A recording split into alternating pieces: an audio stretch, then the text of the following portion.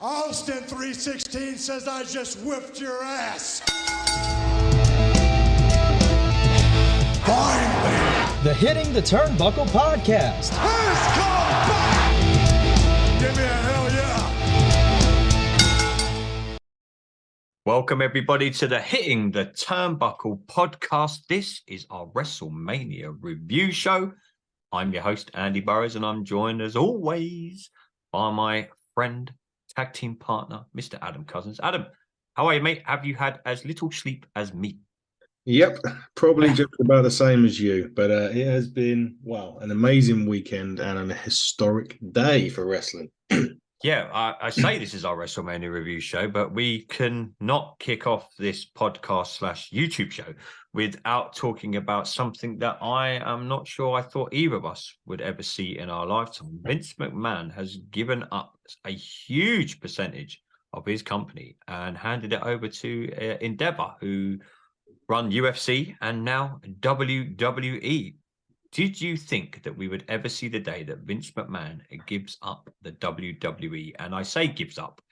They've come out and said he's still pretty much in charge of WWE. Triple H is still running creative and Raw. So all the wrestling fans out there that are worried that Raw and SmackDown and pay-per-views and everything beyond it is going to change. It's not. There's probably going to be a lot of changes behind the scenes. There's probably going to be a lot of changes in WWE, in Stamford, in the offices. That's probably going to change a hell of a lot. But for us as wrestling fans, I don't think it's going to change that much. What did you make of the announcement? What a day to announce it, or not even 24 hours after Raw. No, it was quite weird. I think we had expected it coming. I mean, obviously it had been announced, it had been up for sale since Vince come back. I mean, if you'd asked me, 6 months ago, but in my lifetime, but I think Vince McMahon would give away more than half of his controlling stake in the business to the WWE, I would certainly be saying no. But it's happened, and I'm excited. To be honest, I think it's going to be interesting what's going on going forward. And I'm looking forward to seeing what happens over the next coming weeks and months. As you say, nothing's going to really change going forward, but initially anyway. But will we see crossovers? Will we see Conor McGregor? He's already got into it, hasn't he? Paul Heyman, and they've been tweeting backwards and forwards today. Yeah. So it's inevitable that we could see, as long as we don't get them ugly ass UFC belts in WWE. Well, they could be changing the belt tonight. Well, yeah, there's rumours. Obviously, we sit here recording this late on Monday evening here in the UK. Raw is. We'll get to our Raw review show tomorrow, but yeah, Triple H is kicking off Raw tonight. Cody Rhodes has got a mystery tag team partner. There's some huge announcements. But the main reason we are here, WWE's been sold, but we'll talk about that another time. Yes. WrestleMania, my friend. Best WrestleMania ever. A lot of people have said it's in the top 3 of all time. I thought Austin Rock the first time round was one of the best WrestleManias ever. WrestleMania 17. Yep, 17. Trying to wreck my brain. These 2 nights, mate, incredible. The last 2 nights of wrestling that we had, Saturday and Sunday. We said last week we weren't sure if we wanted it to be 2 nights. When they put on a product on a show like that, though, it proves why it is 2 nights. I mean, and it's not even 2 nights, it's 3, because everyone that's pretty much at WrestleMania will try and be at Raw tonight. It's a whole week's event. What did you just make of WrestleMania before we get into certain matches and stuff like that? Because there was only 2 matches that really bothered me, and I'm nitpicking. I thought they were all incredible. Let's start with night 1. What did you think of night 1 of WrestleMania? I thought it's some of the best work that WWE have done in years. Yeah, night 1 was tremendous. As you say, there was a couple of matches on both nights. There was 1 or 2 matches that, throwaways. Night 1, I mean, from a storytelling perspective, from a match perspective, it hit the nail on the absolute head. I mean, the people can argue Rhea and Charlotte should have main evented or whatever. I don't really think it mattered, because they probably did have the match of the night on night 1. Maybe that was a proving point. Maybe it was. Maybe they were trying to prove point. I know it did go over time. That it was allotted, but the Cena match went under time, so it kind of made up for it. Thank God. And, yeah. But no, night one, yeah, I think was tremendous. I can't pick a favorite. I love both nights. It made a change to me to sit there and watch wrestling WWE, because obviously we go through peaks and troughs, as you know, but to sit there for 2 nights, 4 hours, whatever it was, and enjoy it, it just took me back to the old days. Yeah, like you say, not getting up and going and make a drink, like you say, it was ridiculously early in the morning for us, but I was glued to it all. There's sometimes, there's the odd match, especially over here in the UK, you might feel the old eyes going and you're dozing off to sleep. That didn't really happen with this one. Obviously, night one kicked off with John Cena. Yeah. What did you think? Austin Theory, John Cena kicking off the show. It was a lot of hype around this match. John Cena's wrestling again on the grandest stage of them all. It'd be time to hang them up permanently, mate, if that's to go by what we saw. And again, we're nitpicking because the actual event itself was incredible. Yeah. I thought the John Cena match was terrible. I'm glad it went under. It was one of them, when we say, I've heard a lot of recently of people saying, well, The Undertaker went on too long, or did Kurt Angle go on too long? Has John Cena gone on too long? I mean, he's not, in the grand scheme of things, he's not gone on as long as Kurt Angle and The Undertaker and Shawn Michaels come back, for that dreaded match in Saudi. Yeah. People forget about. I just think it is time, mate, hang them up. Had a great career, 16-time world champion. Yep. Great career, and for all the stick he gets, he's made a great wrestling career out of a limited moveset. But people said it about John Cena. So did Stone Cold Steve Austin. So did The Rock.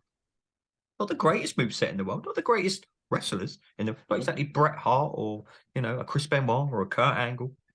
Not exactly them. But for me, mate, yeah, the first match was a little bit disappointing. What did you make of it? Don't get me wrong, I'm glad Theory got the over. I mean, we spoke last week that maybe Cena was hanging around and they were going to do an angle leading into Backlash or the Raw after. Probably the only kind of let down on night one for me, mate. What did you think? Yeah, I mean, they wanted to start it strong because obviously, Cena still a draw, isn't he? No way you look at it. Look at any time he appears on shows, they sell tickets quicker. Glad Theory got the win. I think after the year that he's had, where he's had the ups and downs, hasn't he? He's had a lot. He was shafted out of Money in the Bank, really. So I think he deserved it. The match wasn't great, was it? I mean, let's be honest. It was an old school finish, low blow into the A-Town down. It was reminded me a bit old school wrestling there. But would have helped if the referee had been in the right spot to take the kick, by the way. Missed by a country mile. Yes. I don't know how that come across in the arena, but I was watching on TV. I know he had to sell it. Fair play to the ref. He sold it. He was very professional, but missed by a mile, mate. But Theory had to go. Interesting to see what they do with him now, because Bobby Lashley could get involved because of the whole Wyatt thing. We don't know what's happening on Raw tonight. We're going to find out a lot more tonight. Like I say, we sit here recording this at Monday at 9:30 Monday night, UK time. A match that we weren't sure about when you and I spoke at the weekend was the four-way, the tag team. Yeah. Wow. Didn't we look stupid? How wrong were we? Apparently, we've been watching wrestling all our lives. You wouldn't think so. I wasn't sure about this match going into Mania. It's up there in the top 5 the whole weekend of all the matches. Gable, Strowman, suplex, incredible. How Ricochet, everyone, the Street Profits, both of them. Yeah, the Viking Raiders were pulling on. When they done that, what did you think of the segment when everyone went to the top rope? Oh, it was nuts. Braun Strowman doing like an RVD frog splat. Oh, mate. Come on. This is what WrestleMania is about, right? It is. I mean, how wrong were we? We should never have doubted these guys. Their match was great. Absolutely fantastic. Killer spots. You could probably, you know what I'm like with these big spots. Do I think there was too many? Maybe, but fuck it. AEW do it. So I complain with AEW do it, so I can't not complain with WWE do it. But Chad Gable, Montez Ford, strap a rocket to them, let them fly, because they're just unbelievable. The only thing I wasn't quite sure about was Otis's sweat. Yeah. Oh, yeah. On it, right. Look, not in the best place either. Not in the most idealistic place. If you, a bit of a sweat patch on his backside, which looked rather worrying. Yeah. But other than that, every one of them in that match deserved so many props because it exceeded anything I could even dream of when I first saw the match. Yeah, even Strowman. I mean, he's been shit on recently. I mean, he contributed to that. When I saw him climbing to the top rope, the crowd, you could literally 81,000 people on their feet thinking he's he's gone RVD on us. Yeah, incredible, mate. Really incredible. Like you said though at the start, one of the matches that stole the show, man. The women's match, Rhea Ripley, Charlotte Flair. I'm with you, mate. I think they wanted to prove a point. You know, the winner of the men's Royal Rumble main events, WrestleMania. Yeah. The winner of the women's Royal Rumble was put on the middle of the card, and they got a lot of time. I think that match went for nearly half an hour. Oh yeah. That's what I like about WrestleMania. You do have a lot more time to tell these. Don't get it wrong. You have your little squashes like Brock and Umas, which we'll get to in a little bit. But dude, this is one of the great. I think this could be one of the. I'm not just talking women's wrestling matches. It could be one of the best wrestling matches I've seen for a long, long time. I mean, we questioned last week about the women. Some of the quality of the matches recently hasn't been good. The women's, it's on a bit of a downward spiral. Charlotte Flair and Rhea Ripley went, well, okay, you two over there hitting the turnbuckle don't do nothing. It was incredible. Another one, mate. I was on the edge of my seat. I was edge of my bed watching it upstairs at stupid o'clock in the morning. Incredible, mate. The spots they done, fair play. Rhea Ripley got the win. Charlotte, you could physically see broke character at the end. Was applauding, looking up at the ring, giving her props. What a match. The finish. Yeah. Wow.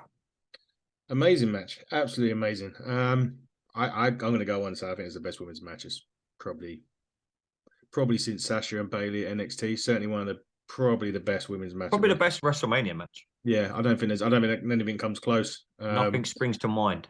And that's the whole point, isn't it? You look back when somebody says to you what's one of your favorite matches, you'll go Charlotte Rhea. Watch that. It's one of them you'll watch again and again. When you fire up your WWE network, you'll be like, I'm watching that one first, and I'm going to go and watch the good. And we did make a point of saying perhaps it is just them not giving them enough time.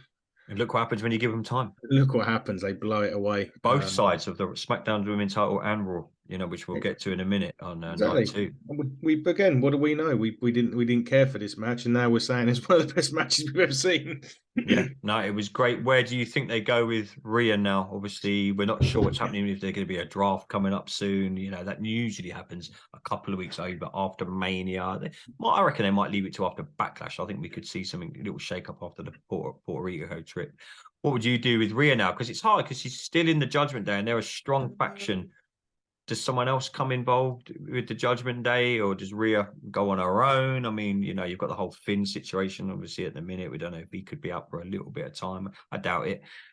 What do you think happens? You've got the whole Dominic thing. He's going to need a new story. I think we're probably going to see a tag team match with Bad Bunny and Ray versus Dominic at Backlash. But where does Rhea go from here now? She's strong. You've got to ride this wave now. WWE, I hope they don't sometimes do what they do. And we're tuning into SmackDown and she'll be putting or Raw, whatever it is, she'll be putting some stupid tag team match and it'll just be like, use this payoff at WrestleMania wisely. Yeah, exactly. I probably think Judgment Day might move to SmackDown in a draft. Mm-hmm. Seems radical. Seems the best thing to do, really, because Rhea's going to be there. Unless, I don't know, do they switch Bianca to SmackDown? Because she hasn't been on SmackDown since she got drafted ever. Mm-hmm. So is now the time to move Bianca to SmackDown, and then swap Rhea onto Raw? Because obviously when they do the draft, it's USA picks this one, Fox picks this one. So it could just be they'll just swap them around and keep Judgment Day on Raw. But yeah, I don't want to see Rhea in a nothing feud. Has she ever taken on Ronda Rousey? I mean, not that, obviously, I mean, you want to see? I don't know. I didn't want to see Charlotte and Rhea, and they've done so. True. Look, Ronda was still injured. She was literally in her match for 2 seconds. Yeah, she was clearly injured. While we're on the subject of women's wrestling, let's talk about the Lita, Trish, Becky. Mm-hmm. Dude. Hard watch. I thought, like I said to you when we were, speaking during the event, Lita. Sad to say, put her in the same category as John Cena. Hang them up. do it anymore. I think she's going to have to do it again because she's tag team champions. Mm-hmm. But for me, it was a hard watch. That Trish can go, Becky can go, Bailey can go. For me, Lita was it may be ring rust, it may be, I don't know, but she was way off it. What did you think?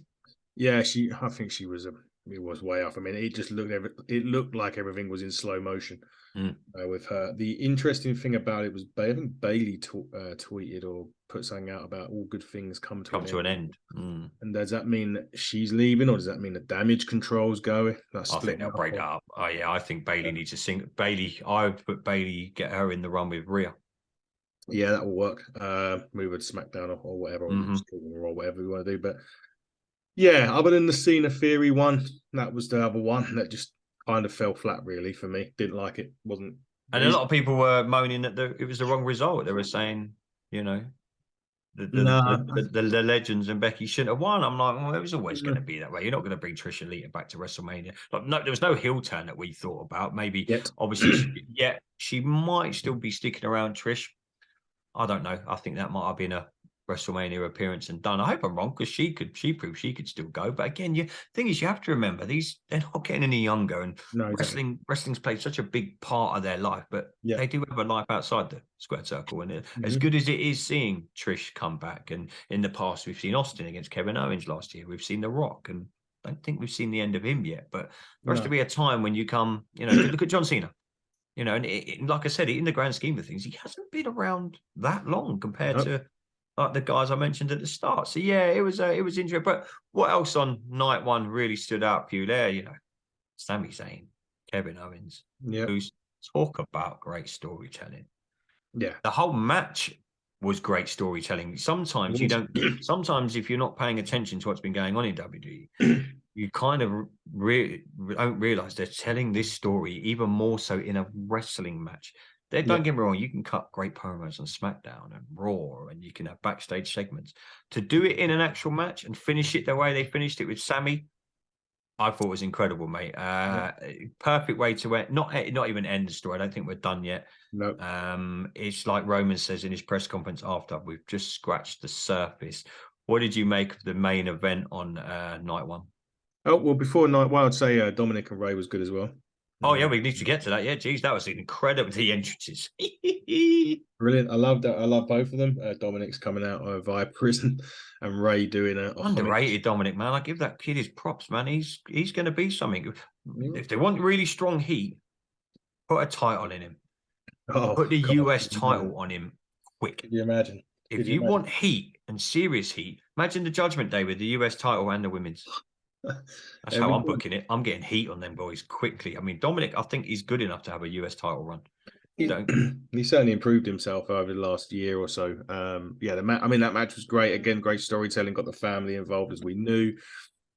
Ray winning didn't surprise me one bit. I thought he kind of needed to, didn't he? That was a part of the story. But let's go back to Sami, Kevin, and Usos. Storytelling tremendous, suspense tremendous. How many times did you think, right, this match is over when they hit a move? I will be critical because I'm critical of it on AEW. Too many super kicks for me. But having said that, the end with the haluva kick 3 times, Sami finally pulling the trigger. That was the whole point of the story because he didn't trigger on Kevin when he could have done. So to hit 3 haluva kicks with the smirk on his face to pin Jay. That match again had everything. As I said, suspense, drama. You didn't know when it was going to end. You kept thinking, "Oh, that's it." I think they've done the double Uso splash at one point. You're like, "Right, that's over." Oh no, he's kicked out. They had me. I was sold. I thought the Usos were keeping it at one point. I mean, I've watched wrestling my whole life. I shouldn't be that sucked in and that like. Oh, but when they do that, they're doing something right. Yeah. It happened in the Roman Reigns match, which we'll get to later. I was hooked in and out. I'm like, oh my, he's done. Or there were times I'm like, before he actually won, I was like, he's winning. They're keeping the title. And then when Cody Rhodes at the end, crossroads 3 times, I'm like, oh my God, that's it. This is it. Roman, he's not getting to it. It was just great. Honestly, I think we do shit on WWE a lot sometimes when they don't do things right. When they get it right, though, it's incredible. And I hope this is a blueprint. I hope they will look at especially the last 2 WrestleManias. Yeah. where they've got it right, and they've really got it right. The builds have been good, the booking's been good, the way the matches have been constructed has been good. I hope that this is like a blueprint to put that down and go, right, I'm not expecting WrestleMania caliber matches at every pay-per-view, No, but it's a pay-per-view. I'm expecting good things, especially when I know they can. Don't get me wrong, everyone ups their game for a Mania. God, there's 81,000 people cheering you on. It's always going to happen. But yeah, I'm with you, mate. The Usos and KO for me just about was match of the night. Yeah. I'd say after Rhea and Charlotte. I thought it was incredible. I thought they told the story well. Some of the spots, the table spot was incredible. I love a super kick. Never going to moan about that. Absolutely, I love a super kick from the Usos. I think they do it. They're one of the best in the business, maybe just after Shawn Michaels. I thought it was good. I'm interested to see now what happens with KO and Sammy. But I'm hoping Backlash isn't just a load of rematches, but it's probably going to be kind of that way. There's going to be a few. But yeah, have we missed anything else on night one? I think it was great. Just the setting, the stage was obviously. I didn't see the stage reveal. I always like to wait till WrestleMania. So I always try not to. Every time I see it on like Twitter, I might just scroll through it and move it on. I thought the stage, the entrances were incredible. Yeah, it was just night one for me. I mean, if you had to choose one, who would you go, night one or night two? I can't separate them. I can't separate them. For me, they're both just as good as each other. Maybe night two, because night one had two matches that were questionable when night two only had one. Oh, okay. Well, let's get to night two and said questionable matches. Brock Lesnar kicked off night two. Umas, the 7'4" giant, billed as can't get suplexed, can't get F5'd. Well, he eventually got suplexed, eventually got F5'd. It was okay for what it was. I mean, a lot of people are like, oh, that was a bit of a waste of time. It was never going to be a 15, 20, 30-minute match like the rest of the matches. It's because, if you have to think about it, we got great matches because that was the squash. That was done and dusted in 10 minutes. So it allowed, Bianca Belair to have time. It allowed Roman Reigns to have nearly 40 minutes of a main event with Cody Rhodes. It allowed so much more. But Brock was always going to get the over. It was good to see him suplex Omos. It was good. What did you make of it? I think that might be the end of Brock for a while. He'll probably be wanted maybe at the King of the Ring because it is in Saudi Arabia. Probably. He's kind of a draw out there, but I know they grabbed a lot of legends out for that. But it was okay. I mean, I think what they did well, it was a quick opening. They didn't long it out. They knew that the crowd were going to be hyped. It was good. We'd just come off night one where everyone was buzzing. It's the same people back in their seats that they had for night one. It was all right. It done a job.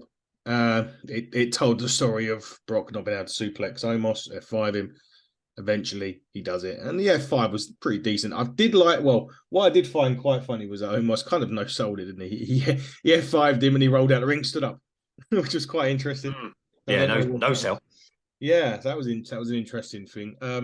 It done a job. It was passable, but nothing more than passable. And it shouldn't have been, because they're never going to have a 15-minute catch-as-catch-can clinic, was they? So yeah, no. The women's fatal for Ronda and Shayna Baszler getting the over.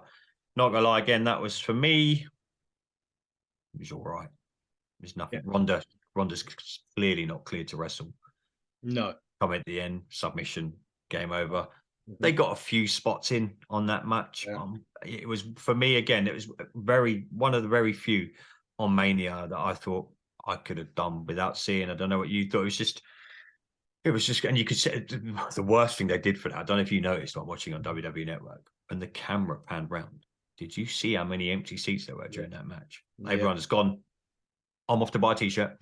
Yeah. No, I'm off to get a beer. Yeah. The empty seats of the 81,000, you'll be lucky if there were 60,000 people watching. I think after stadium went to go and get a drink or a hot dog or a t-shirt. I mean, It was all right. It got people on. We recently just spoke to former WWE superstar Eric Rowan, and he said, look, if you can get on the card, get on the card.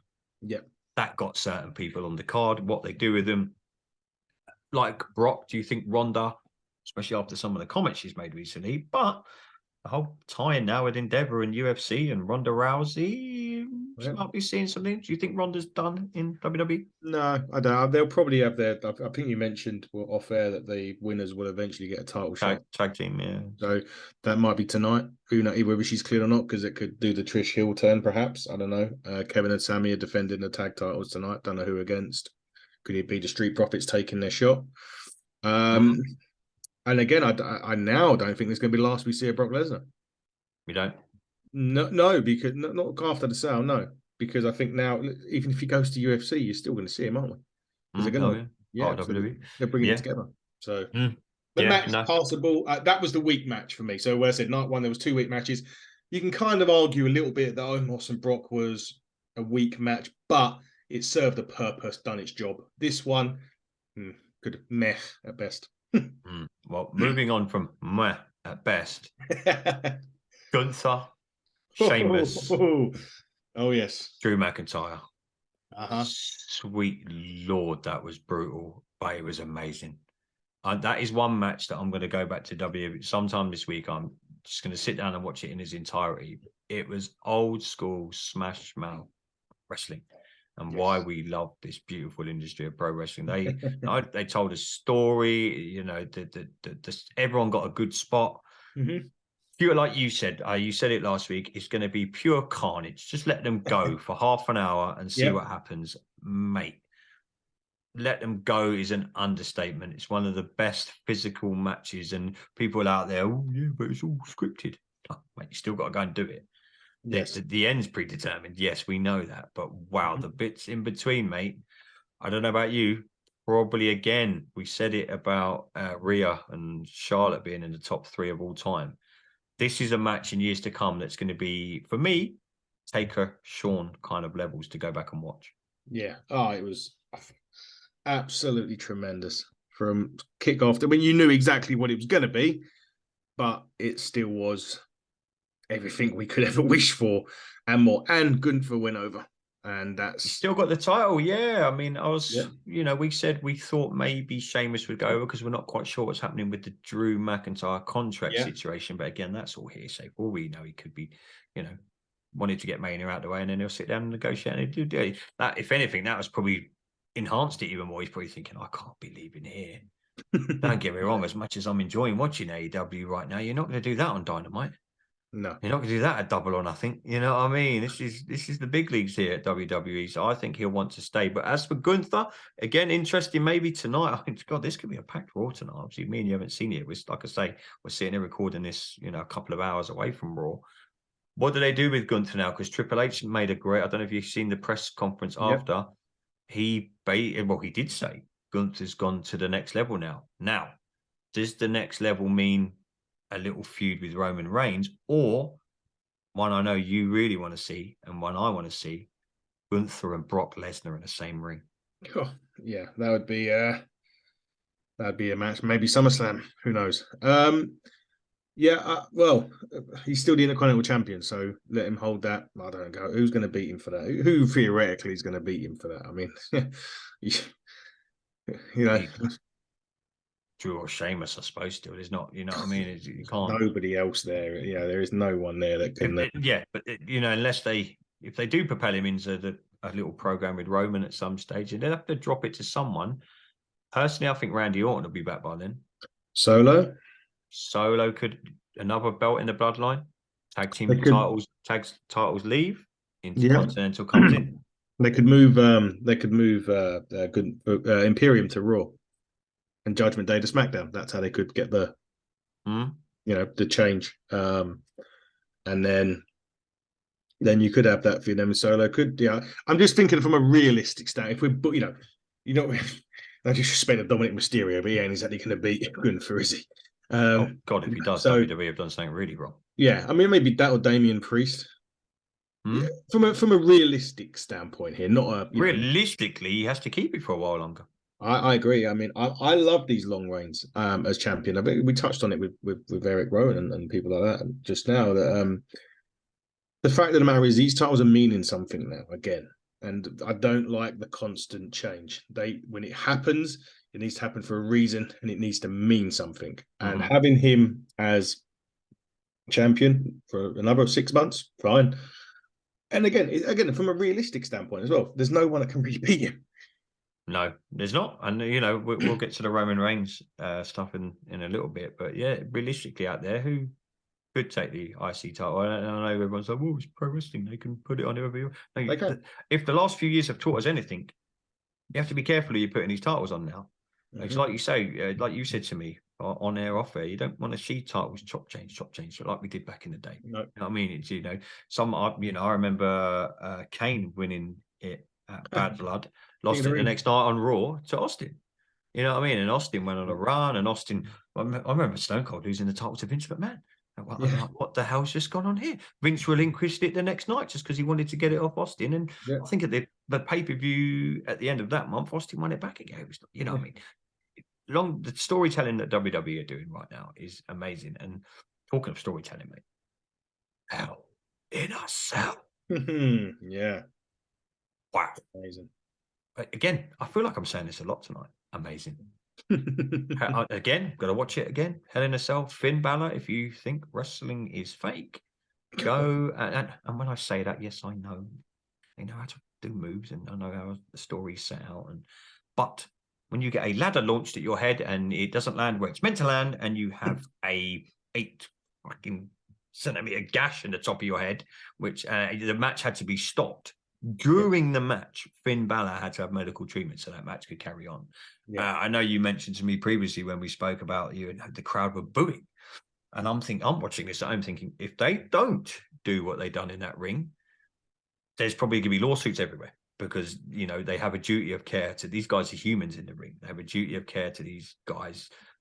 Take everything out of it, take the entertainment bit out of WWE. If they hadn't intervened there, that could have got a whole lot worse. This is not the Attitude Era. This isn't Stone Cold bleeding profusely when he's fighting Bret Hart. Yeah. That's blading. That's different. This was unplanned, unscripted. It wasn't meant to happen. And you've only got to go on Finn Balor's Twitter to see. He tweeted it out, and Triple H spoke about it. They were like, "How's Finn?" He went, "Yeah, he's all right. Yeah, he'll be fine." I mean, what did you make? As me and you have seen every Hell in a Cell match that's ever been. Where's this one rank? Very highly. That was great. I mean, the Edge entrance was great. Finn's Demons, always great to see. I do like Finn on the Independent. When he used to work Independence, he had so many different gimmicks. He had like Hannibal Lecter and a color. Anyway, but yeah, I mean, this is a prime example of why you don't try this at home. Certainly, they say don't work with kids or animals, don't work with ladders, or anything else for that matter. Yeah, it was a very good match. I mean, I actually had to give him a pain-numbing injection in the ring, as well as the staples in the ring. So yeah, the fans are booing are pretty stupid, really. Maybe they thought it was a planned spot, but you can tell a blade cut from a legitimate cut. We didn't see it because they obviously. And that's another reason why when it went wrong, because a bit later on in the night, same thing with Shane. Once they got an injury, once they know something had happened that shouldn't have happened, they went straight on Edge, and Edge had to improvise, and he started pulling out more weapons, and and then I think should have got Snoop Dogg in the ring. Yeah, we'll talk about that in a minute. Yeah, they should have got Snoop Dogg to drop an elbow. Loved it though. Edge winning was fine. It's ended that now. That cannot go on any longer. And now that's ended it. Edge has got through. What's next for Edge and what's next for Finn? Who knows? Edge is probably going to build up to retirement. Yes, I think slowly but surely. I think he might have one more big SummerSlam-y type match. I don't know when are they in Canada. That's what I'm saying. Yeah, I think they are booked in Canada again this year. I think he's been on record to say, "Look, I want my last match to be in Canada. Why shouldn't it be? Be in front of your home crowd, and hopefully it's on a pay-per-view. If it's not, hopefully it's a Raw or a SmackDown. Yeah, if it's a SmackDown, put him on last. Give him the send-off that he truly deserves. You know what I mean? He'll go down as one of the greatest to ever do it. He deserves that send-off. Yes. So yeah, I was fine with Edge going over. Finn and the Judgment Day. Who knows what happens with them now? We'll find out more this week. Raw and SmackDown after Mania for me are two of the best ones because you hit reset straight away. Don't get me wrong, you'll have some matches, but I'm always interested to see, is Braun Breaker coming up from NXT? Is this happening? Is that happening? Who are the new guys coming in? Are we bringing someone in off the indies that we haven't seen? Randy Orton could be back. There's so many things that could happen in the next week. I think it's going to be incredible. Let's talk about Shane McMahon coming. Oh dear. Someone, I can't remember who it was. I saw it on Twitter today saying, I saw Snoop Dogg and The Miz in the ring, and they were talking about surprise. I saw Shane McMahon have a match that he didn't need to have. I saw Shane McMahon pop a quad that he didn't need to pop. The whole thing was just why? And don't get me wrong, I've said this, so even before the days of hitting the turnbuckle and when I used to talk wrestling with my friends, I always thought Shane took too much of the spotlight for someone that is just there for the coast to coast and the falling off the cell and these big, don't get me wrong, he's batshit crazy for doing them. Right, maybe not the coast to coast as much as the falling off the Hell in a Cell against The Undertaker.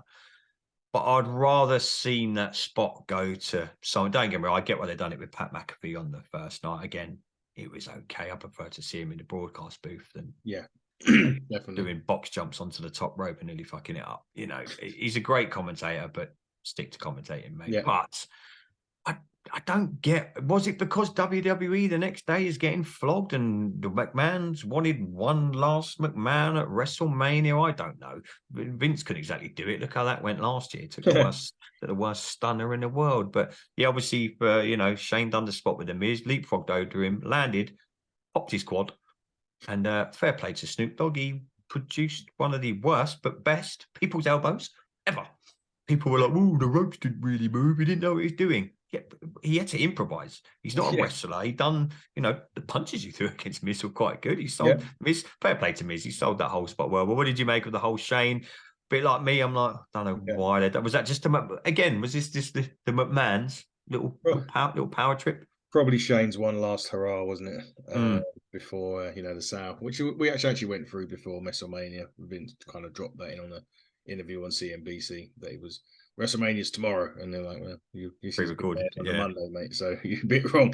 I think it's the one thing I do find quite hilarious. He's taken these bumps, he's fallen off Titantrons, he's being suplexed through glass windows by Kurt Angle. And he can't do a leapfrog. Throwing off the cell, and the one thing he injures him the most is one of the most basic moves in wrestling, which is a leapfrog. Yeah, Kurt Angle had to throw him through that glass twice because the first time it didn't break. Yeah, exactly. If you listen to the Kurt Angle interview, he done an interview with Inside the Ropes. He leant down to Shane and was like, "Do you want me to do this again?" Shane was like, "Yes." Launched him through the glass. So yeah, like you say, he's falling off Titantrons through off Hell in a Cell. A leapfrog. A leapfrog. I'd fancy my chances of doing a leapfrog right now. I don't think I'd pop my quad, but yeah, it was what it was, mate. I mean, fair play to Snoop Dogg for him. Triple H said in the presser afterwards, he earned a lot of respect from the boys in the back because he just done it on the fly. It was like him and Miz called it, and they kind of got away with it. But yeah, I think even the referee mentioned it as well to do something. Jessica Carr, she said like, fair play to her. Drop an elbow or something like that. She's obviously got Vince or Triple H in her ear saying, "Look, improv something," and fair play to them. Bianca Belair and Asuka. Again, we weren't too sure about this match. And again, I'm going to say it. Incredible. The spots, one of them. Again, I might just watch the whole event again, to be fair, at some stage. When I've got a spare moment, I might just sit down and watch night one and night two. Because it was incredible. Again, Bianca now has had the Raw Women's title for a year. Yep. Comes back to what you say, and a lot of people don't like it. So at the minute, you've got Roman Reigns, who we'll get to in a minute. You've got Bianca Belair, who's had that for a year. Gunther's got to be getting up there for having the IC title for... How long has he had that IC title for now? Quite a while now, isn't it? He was... When was Clash at the Castle? Because he defended it then. Yes. We'll say he's got to have had it nearly a year. Got to be close. Got to be close. Again, apart from Austin Theory, they're all over a year. Obviously, Usos have just lost. Obviously, the Usos literally just lost. But they, that was a good couple of a year and a bit. Did you like the way that Bianca kept the belt? Was that the right thing to do? I thought it was, because I wouldn't know where to go with Asuka. She's in the ring. She's amazing. You've only got to go back to go and watch some indies, actually. If you haven't seen her, go and watch. Oh, my God. Incredible. WWE, she's a watered-down version of Asuka. WrestleMania, you kind of saw the indie Asuka. It was incredible. Go and watch some of her New Japan stuff. For you, mate, the right decision. And again, Bianca now, what do we do with her? Yeah, right decision. I mean, mainly because, as you just said, what do you do? And really, what do you do with Bianca other than switch her to heel or draft her to SmackDown and move Rhea to Raw? She should be a good heel. She would be. I mean, obviously, we got to say condolences to the young girl that the contortionist. Oh, I can believe when I heard that in the Triple H. Yeah, who lost her mother on the day On of the her morning of WrestleMania, morning. the young Yeah. girl, for those that have obviously watched it, the young girl that was the contortionist at the start of Bianca's entrance, her mum passed away Sunday morning. Yeah. And she's still come and done the entrance with Bianca. And like Triple H said, that's WWE in a nutshell. Yeah. And I've always said this to people about wrestling, it suspends reality. We've all got a lot going on in our lives. But for that little girl, for that 5 minutes that she was on the stage, making her mum very proud, that's WWE in a nutshell. They can take you away from whatever's going on in your life, even if it's for 5 minutes, if it's for 4 hours. And fair play to that little girl. You know what I mean? She done it. She had a smile on her face. So you could see when Bianca come out. Obviously, we didn't know the circumstances at the time until after Triple H told us. And condolences to her family. Mate, when you hear things, Triple H was crying in the press conference. Yeah, he was. He was physically emotional with it. And then Bianca went on, put on that match and just proved that, I thought our match last year at Mania was incredible. Yeah. This topped it. And again, it just proves, like me and you have said, we're not shitting on the women's division. It comes back to what you said earlier. Give them the time, give them the spots and give them everything, give them the tools to work with. Don't put them in 5-minute squash matches and, 3 minutes on a SmackDown or it's things like give them the opportunity and they'll perform. And people will be going, one of the matches of the night, one of the matches of the weekend.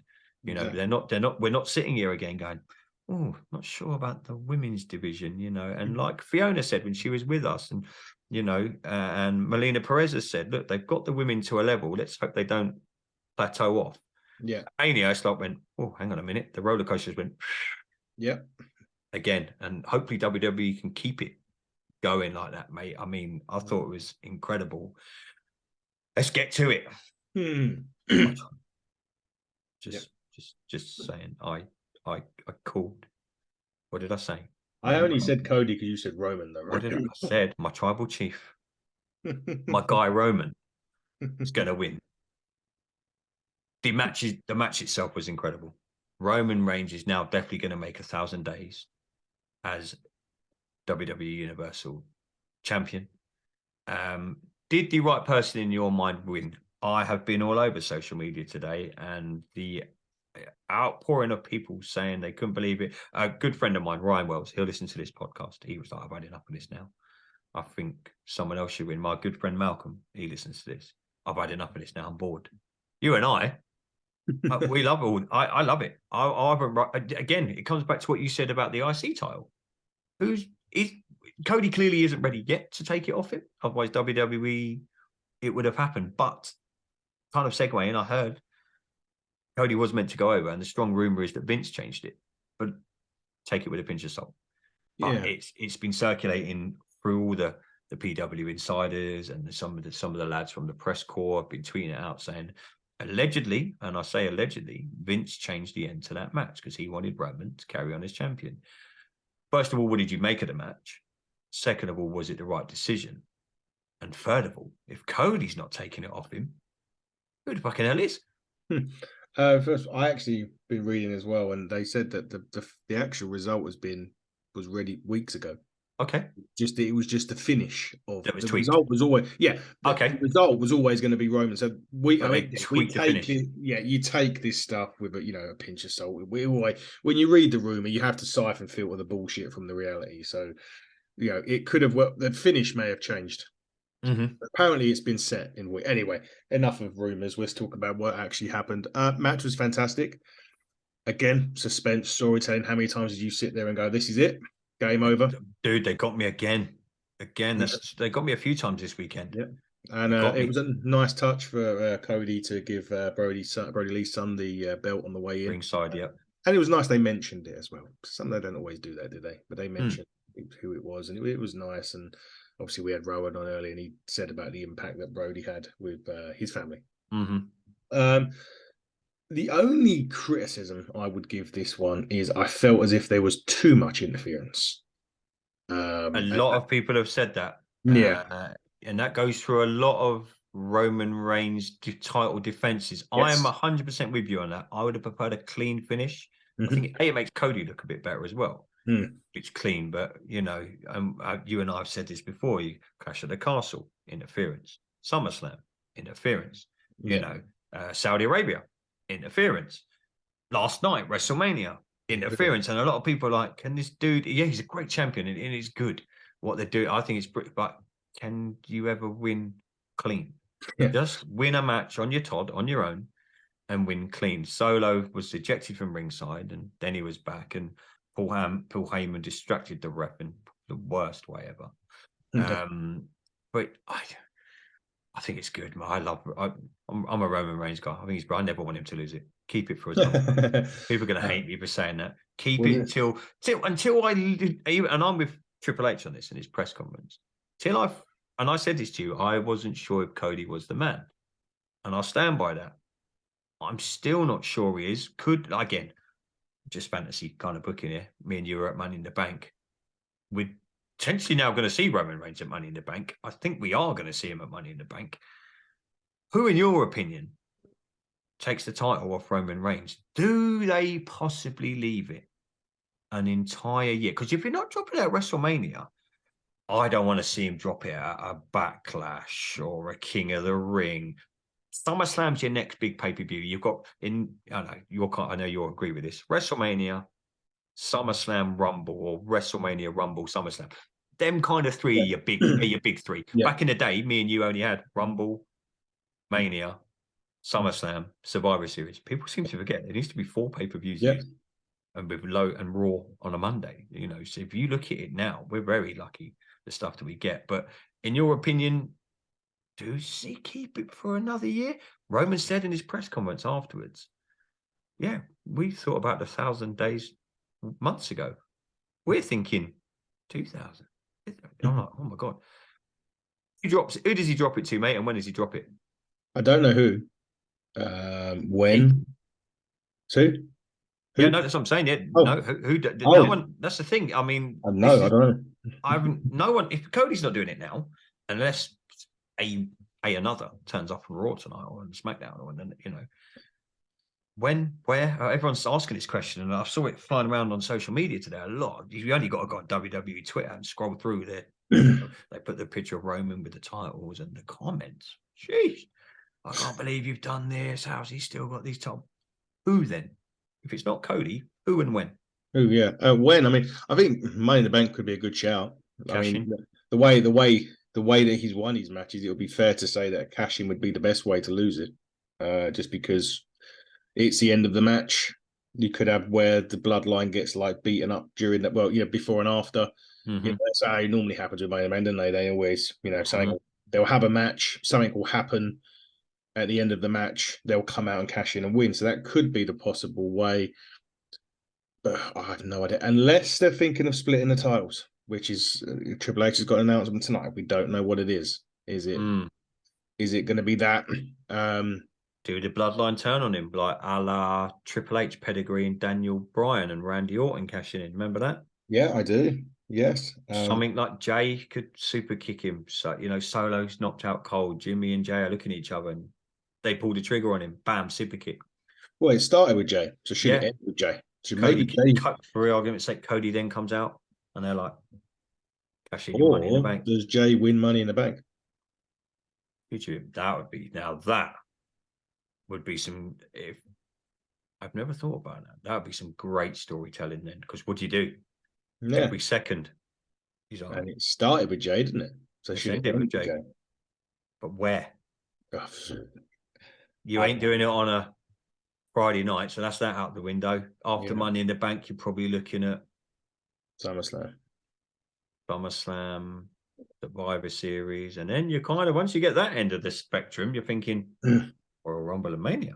Yeah, I'm thinking Mania should, if he can do it, if The Rock can do 40, it should be him and Roman, but they don't need to have a title to do that match. It's special. So Roman's dropping the title, like you say, it might be down to one belt, but we are purely speculating, and I think every wrestling fan across the globe is purely speculating right now.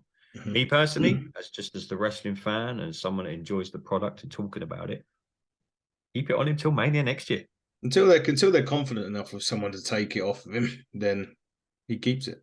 And it was the right call. Look, God, any result yesterday would have been controversial, even if Cody had won. He'd still get the people out there with saying, "Oh, well, Roman should have held on." So, all right, there was a bit of an outcry. Even some AEW wrestlers didn't like it. Well, his own brother didn't like it. He tweeted the old little emoji, didn't he, with the Sammy blank face? Guevara was like, "What the fuck?" And he was like, "Well, look, there's a reason. Maybe Triple H said it best in his press conference. Cody wanted to end the story, and in WWE, the story never ends." No, it's not a story. And I said this to you previously. A story in the WWE has been going since the WWE started. A storyline will lead into a storyline, will lead into a feud, will lead into a faction, will lead into a title defense. It never ends. Monday Night Raw is the longest running episodic program for a reason. WWE doesn't have off days. They don't have closed seasons. They don't have pre-seasons.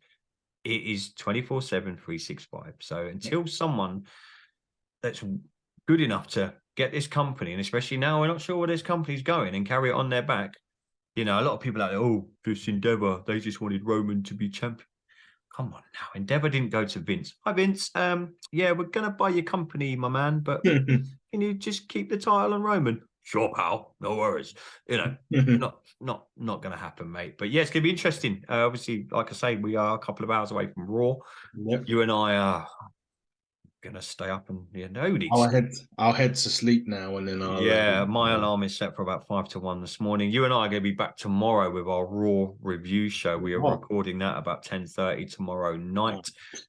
But yeah, mate, WrestleMania, it's in the books, it's done. Let's hope they hit the reset button now. We call this the start of the new season tonight. WWE, the road to WrestleMania 40 in Philadelphia begins today. The next story for those wrestling purists among us, the Arc is up here again, and they've got to go full circle to WrestleMania 40, where I swear to God, I've got a year to convince you to go. So we will make that happen. But Ads, it's been good, mate. I think I'm seeing you pretty much every day this week, mate. So we are back tomorrow with our Raw review. Wednesday we are dropping our interview that we conducted with former WWE Tag Team Champion and member of the Wyatt family, Eric Rowan. We will be back Thursday. We have the computer game is being made about wrestling. We have the guys that are doing that. Friday we'll have our AEW show. Saturday we will have our SmackDown review show, and Sunday we're at White Rabbit. Sunday we are myself and Adam are in attendance at White Rabbit, Jurassic Pro Wrestling. I've got an event on Sunday. So yeah, I'm driving. I think put it in my sat nav every day. The 2 hours and 45 minutes. Hour for me. I hate you so much. 2 hours and 45 minutes for me to get there. And we'll keep doing it. But make sure you go and check us. You can find us on Twitter at HTT Buckle. YouTube, just type in Hitting the Turnbuckle Podcast, or one word.